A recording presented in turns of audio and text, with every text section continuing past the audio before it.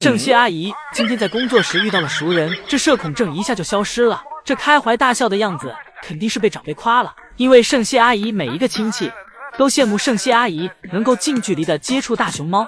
不过在工作中的盛谢阿姨不管对谁都是同样的热情的，姨母开心的同时，爱宝这里简直要崩溃了。辉宝又对妈妈产青团的样子好奇，直接把脸贴在了妈妈的尾巴上，观察妈妈产的青团为什么形状又大又圆，自己产的青团怎么零零碎碎。爱宝叹了口气走开，辉宝真是没一天能安分。一会儿一家三口团聚了，平时最爱折腾的辉宝这下反被妈妈和姐姐收拾了。辉宝像往常一样最喜欢钻到妈妈和姐姐中间，但这下钻进去后辉宝就后悔了。爱宝压在辉宝身上，瑞宝偷偷啃咬着辉宝的脚丫，让辉宝受尽折磨。辉宝想跑，但发现根本跑不掉，因为辉宝刚要起身，爱宝就立马给辉宝压下去。你不是爱玩吗？今天妈妈和姐姐就陪你玩个够。妈妈姐姐，我错了，你们就放过我吧，我再也不敢了。爱宝深懂教育，想让其改就必须让他自己改。就在爱宝和瑞宝认为辉宝知道错了时，辉宝的小心思又暴露了出来。爱宝挪了个位置打算睡觉时，辉宝给姐姐挤开，自己钻到了妈妈怀里吃起了奶。就说辉宝哪能这么轻易认错，这鬼点子一个接着一个。等瑞宝反应过来时，辉宝已经吃了好久了。姐妹俩在吃饭时，爱宝也饿了。爱宝伸手拿过来一根竹子，给自己补充着体力，温馨留给瑞宝、辉宝。爱宝这里独自承受着带娃的辛苦，直到瑞宝吃饱时给爱宝喂了。爱宝本能的反应，一脚给瑞宝踹了出去。辉宝因为吃得早，已经吃饱离开了，所以躲开了爱宝的这一脚。一向聪明的瑞宝，今天被古灵精怪的辉宝衬托的像是个憨厚的老实人。辉宝每天不摔两下，生活是不完整的。爱宝看到辉宝来了，心想来都来了，那就别走了，留下来陪陪自己的老母亲。爱宝给辉宝拉到怀里，给辉宝一顿贴贴，让辉宝充分感受着自己的母爱。而此时不远处的瑞宝正撅着小屁股在独木桥上蹭来蹭去。而此时的室外园区，宋爷爷正在为福宝收拾刚才吃剩的竹子，以及放置新的竹子。宋爷爷放置好竹子后，抱着旧竹子离开。今天大象们又要有口福了。宋爷爷刚离开，福宝便走了进来。一会儿姨姨再回来时，刚好遇到了爱宝下班时间。爱宝先是给辉宝从独木桥上扔了下去，然后接着走向瑞宝。瑞宝此时正在小亭子上享受，但殊不知接下来自己将像个球一样被拖走。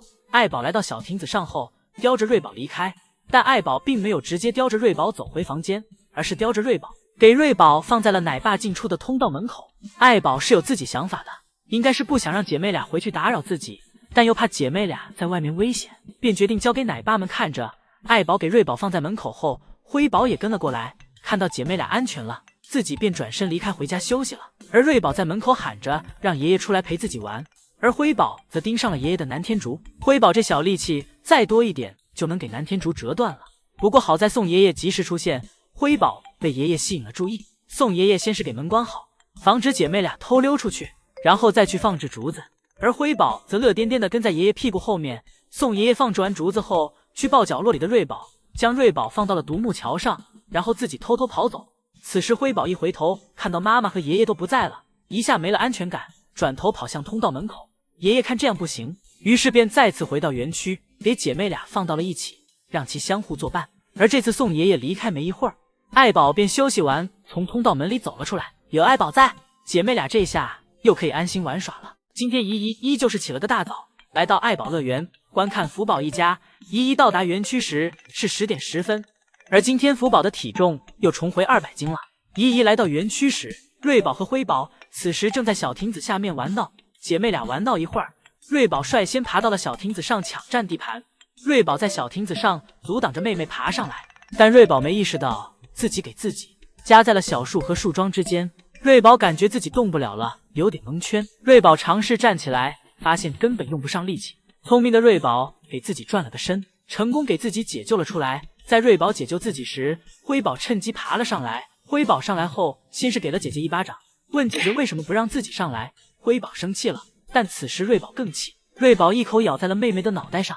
自从辉宝来到室外园区后，总是在挨姐姐的揍，没有了之前在室内时的气势了。辉宝秉承着惹不起躲得起的原则，躲着姐姐，但当辉宝忍不下去时，也会对着姐姐的小脑袋狠狠咬上一口，表示自己也不是好欺负的。而爱宝则自己吃着竹子，什么也不用操心，只需要好好享受自己的生活就可以了。5分钟时间很快便到了，工作人员引领着怡怡来到了室外园区。此时，乐宝正坐在小亭子上吃竹子，状态很好，依旧是阳光开朗的双开门大熊猫。而隔壁的福宝此时正在园区跑跳，状态也很是不错。现在的福宝更加自由，在室外园区怎么玩耍都行。一会儿，江爷爷来到园区来陪辉宝这个小可怜玩耍。爷爷拿着手机逗着辉宝，引辉宝追自己。辉宝则见爷爷来到园区后很是开心，扭动着小屁股追着爷爷跑来跑去，一蹦一跳的。就在爷孙俩玩得正开心时，机智的辉宝趁爷爷没反应过来，突然掉头跑去了爷爷的房门里。这个操作直接给爷爷玩晕了，真是长江后浪推前浪，这鬼点子比福宝姐姐的还要多。江爷爷看着每天为了一家努力工作的乐宝，感同身受。而最近随着季节的变化，现在的竹子越来越不符合乐宝的胃口了。作为奶爸的江爷爷看到这一幕后，一路快步来到了爱宝乐园的竹林。爷爷想让乐宝恢复之前大口大口吃东西的样子。同样作为男人的江爷爷深知，照顾好家庭的第一要务就是要先把自己的身体照顾好，所以想看看竹林里还有没有新嫩一些的竹子。江爷爷在竹林里仔细的挑选着，江爷爷精挑细选出一些鲜嫩的竹子后，扛着竹子来到了工具间，对竹子进行清洗，用水冲去上面的灰尘。江爷爷仔细清理完竹子后，扛着竹子去往乐宝的园区。对于爷爷而言，无所谓辛苦与否，只要福宝一家能开心就够了。江爷爷给乐宝将竹子放下，不愧是爷爷精挑细选的竹子。乐宝看到竹子后便恢复了胃口，大口大口的吃了起来。除了江爷爷以外，宋爷爷对福宝一家的关心也是同样的。而两个爷爷都发现了乐宝对最近的竹子不太满意，俩人看到这个样子后，不约而同的都去往了乐园的竹林里去为乐宝采摘竹子。两个爷爷对乐宝真的如亲儿子一般对待。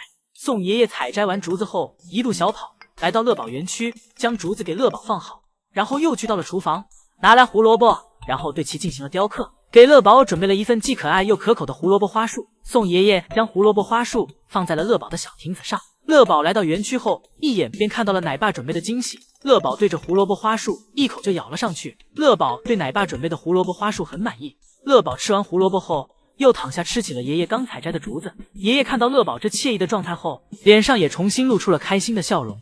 此时，两个爷爷对乐宝以及对福宝一家的爱已经远超身为饲养员的职责，他们在用自己的爱与感情去照顾他们。乐宝赞美了数月的新家具，今天遭到了乐宝的第一次吐槽，只怪爷爷给木架留的缝隙太大了，窝头掉进去后，乐宝怎么拿都拿不出来。乐宝用手在小床的缝隙里抠了半天才抠出来一点，照这样下去，乐宝这小手的灵活程度，用不了几天就能用筷子。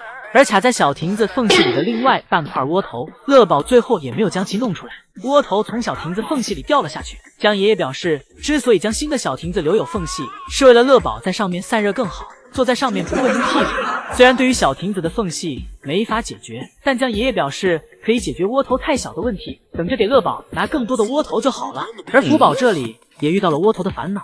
今天福宝虽然已经吃饱了，但窝头还没吃完。福宝拿着窝头在园区走来走去，完全不想放下，像是在跟姨姨们炫耀自己的窝头，同时想赶紧让自己小肚子消化消化，自己好把剩下的半块窝头给它吃掉。福宝走走停停，因为窝头一直放在嘴巴里不吃，也是个费体力的活，力气大点窝头就会碎，力气小点窝头就会掉。福宝围着园区散了会儿步，来到了自己的山洞里，打算给这块窝头解决掉。这个山洞对夏天的福宝来说是最佳的避暑胜地。吃完窝头后，福宝又走了出来，这次是竹笋。刚才还被撑到吃不进窝头的福宝，这仅仅过了几分钟，不仅窝头被吃光了，还又炫了根大竹笋。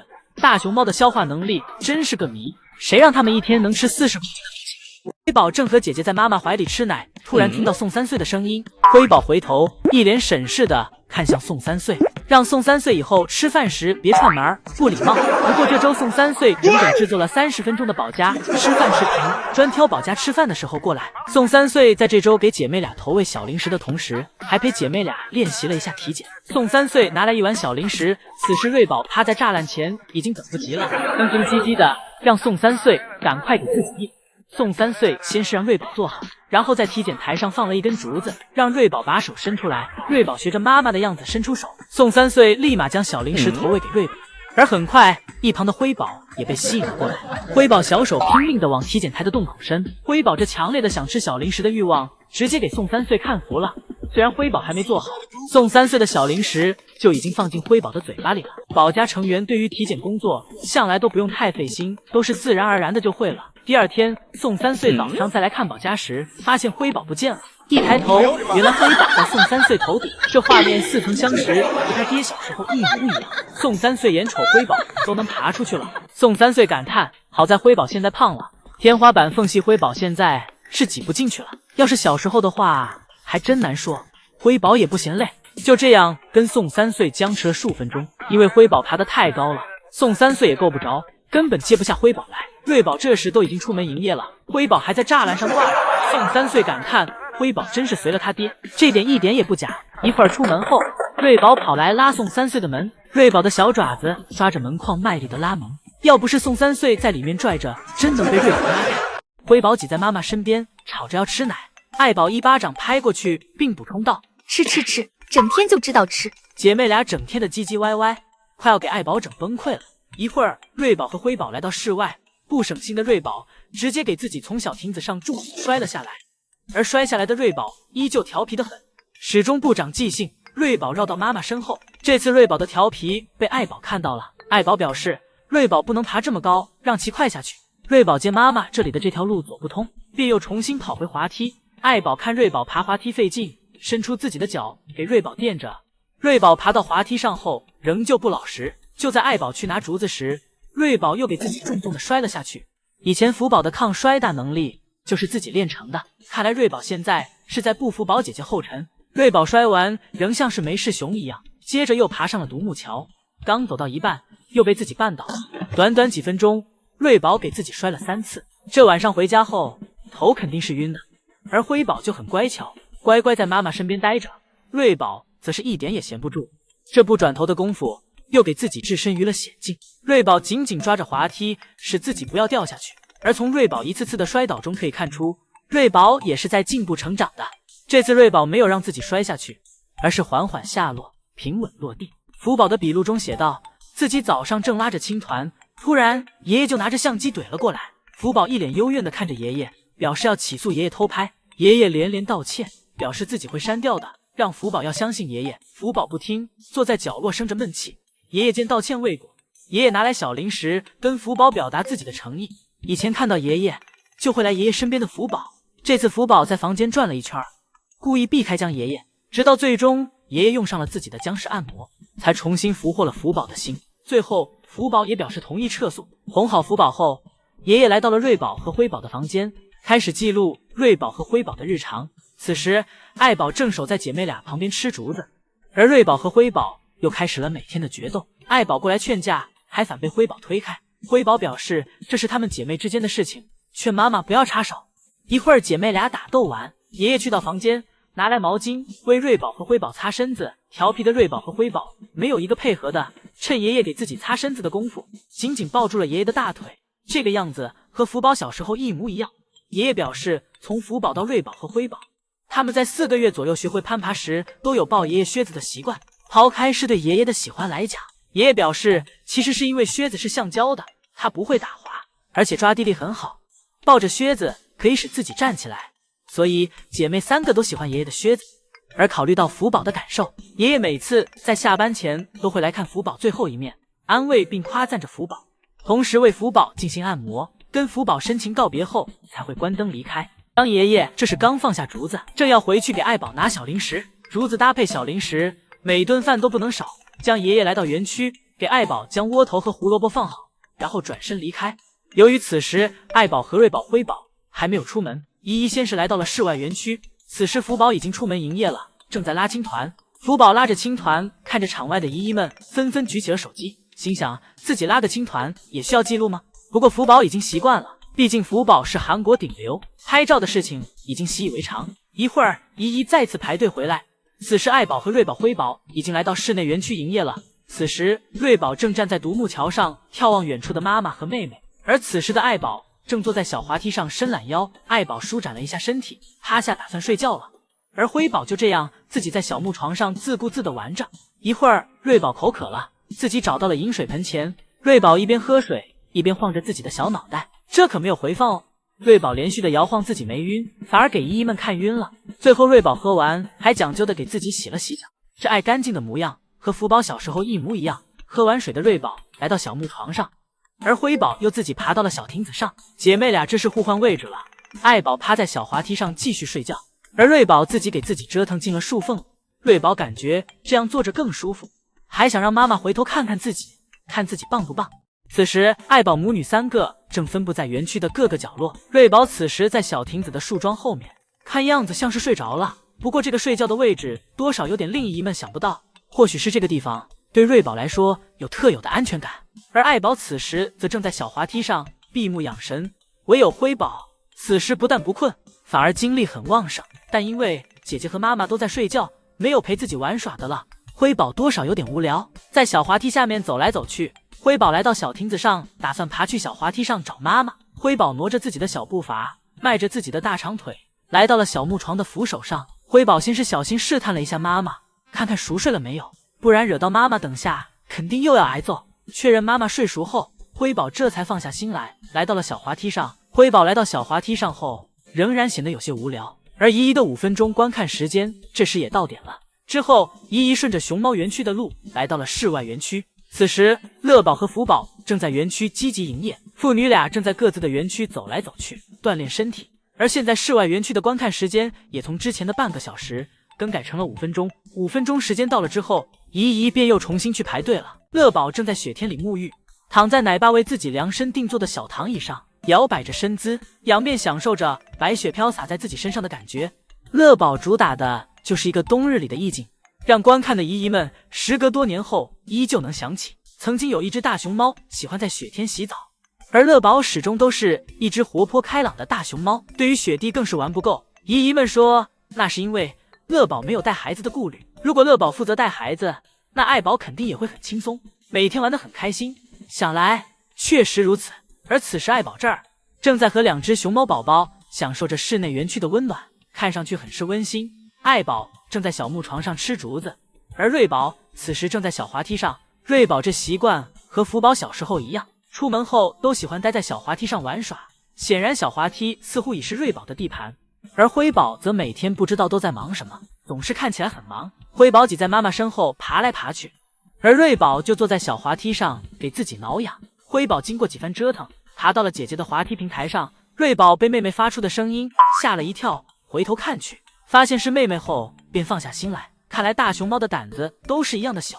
而姐妹俩凑在一起就会发现她们长得还是很不一样的。辉宝的脸又白又宽，看上去就很文静淑女，而瑞宝就和福宝小时候一样，虽然小时候看上去脏兮兮的，等长大了也会和福宝姐姐一样是只大美熊。一会儿爷爷来到园区接爱宝和姐妹俩下班之后，爷爷给园区重新打扫干净。福宝来到室内园区，先是到小亭子上吃了会儿竹子。爷爷给园区更换过草皮后，福宝这坐在小亭子上吃竹子的样子也被衬托得更有感觉了，仿佛坐在了树林中的草地上一般，很是治愈。今天姨姨独得福宝恩宠，福宝迈着小碎步开心地来到坡下，走到姨姨所处的位置，站起身抬起头和姨姨打招呼。今天的福宝独宠姨姨，姨姨开心了一整天。而此时在室内园区，将爷爷正在和辉宝玩耍，激动的辉宝一下从小木床上摔了下来，将爷爷拿出手机蹲下来记录着辉宝这笨兮兮的样子。辉宝说：“我才不笨呢。”本来直线追逐爷爷的辉宝，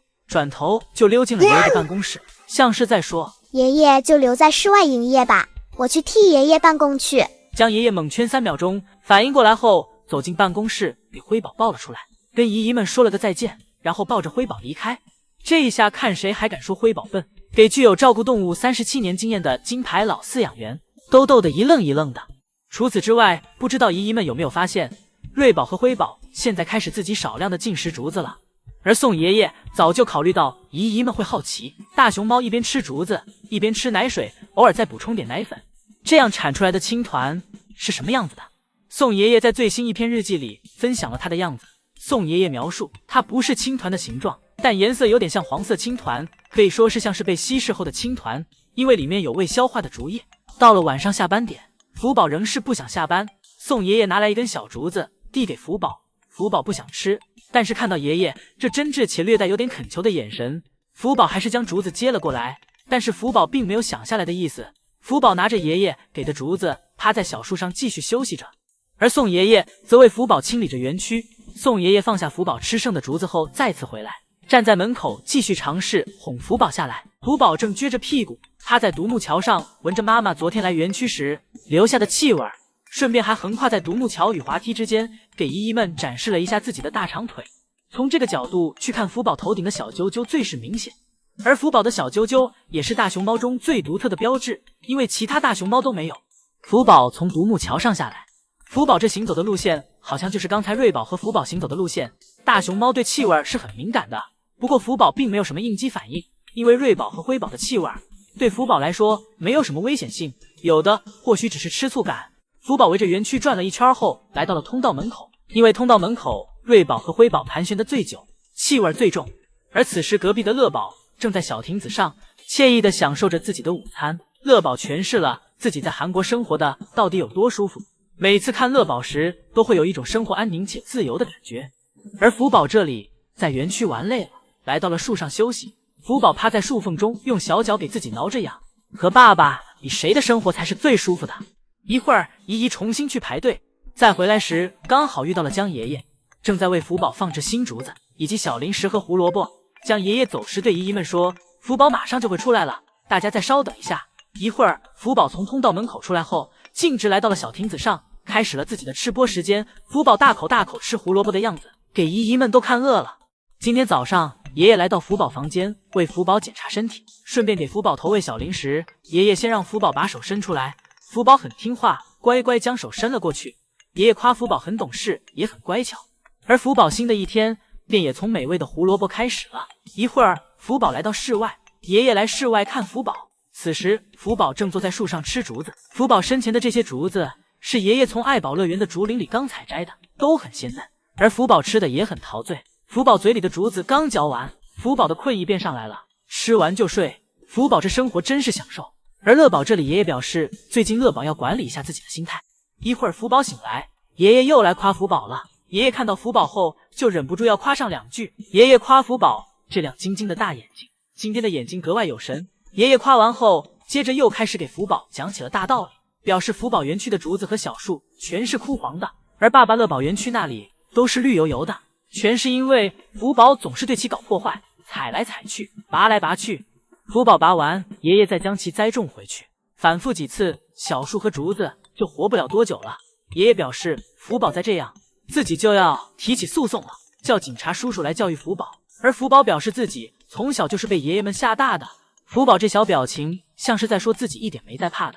晚上爷爷再来看福宝时，福宝给房间里的竹子吃得满地都是。爷爷表示，如果有邻居到福宝房间做客，根本没有落脚的地方。一会儿福宝走到爷爷身边，屁股对着爷爷，给爷爷做起了标记，而且还有细心的姨姨看到了福宝战损的小木床，心想不知道小木床能不能支撑到福宝回国。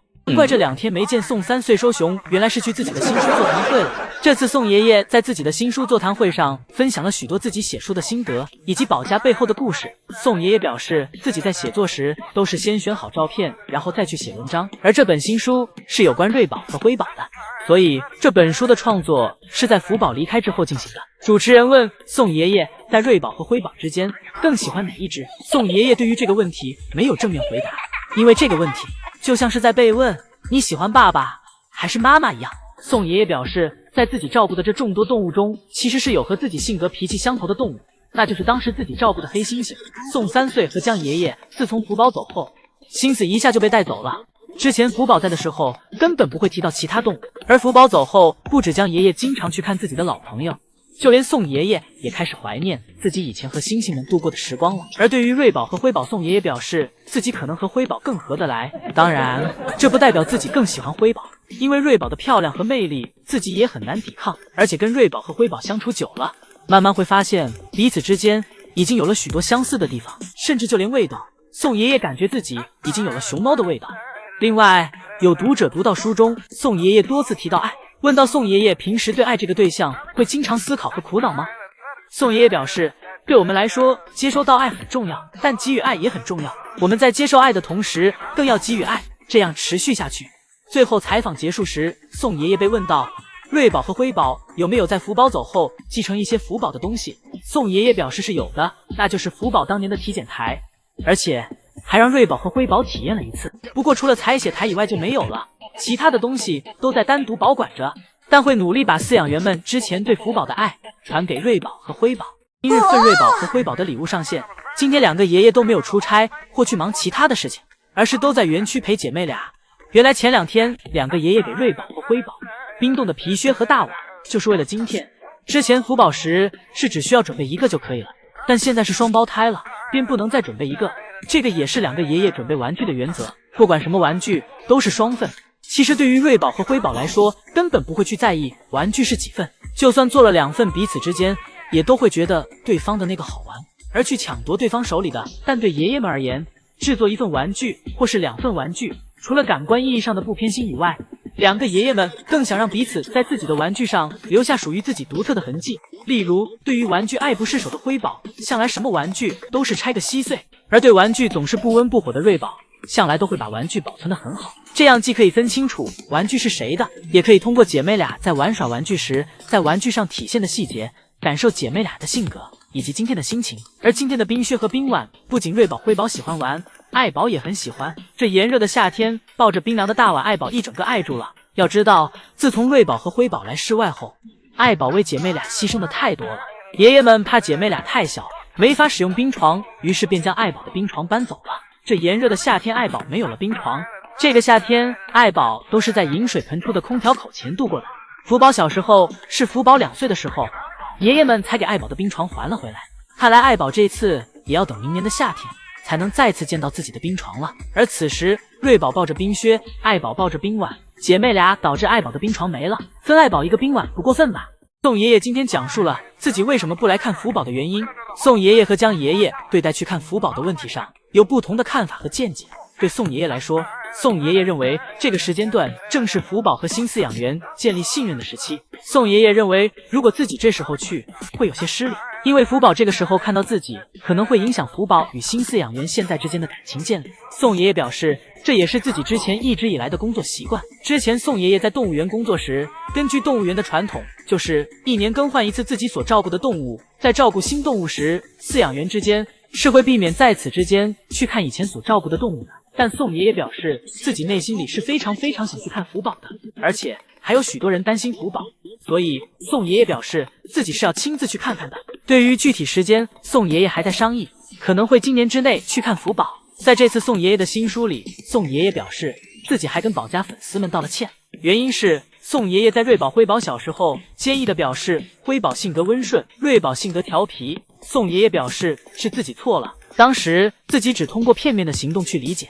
宋爷爷讲到，现在回想起来，瑞宝那时是有些内向的，而辉宝以前靠近他时总是会大喊大叫。宋爷爷深刻意识到了自己的错误，表示做事情真不能轻易下结论。宋爷爷还幻想，如果能和宝家成员喝杯酒的话，自己想跟乐宝喝一杯，探讨家庭计划。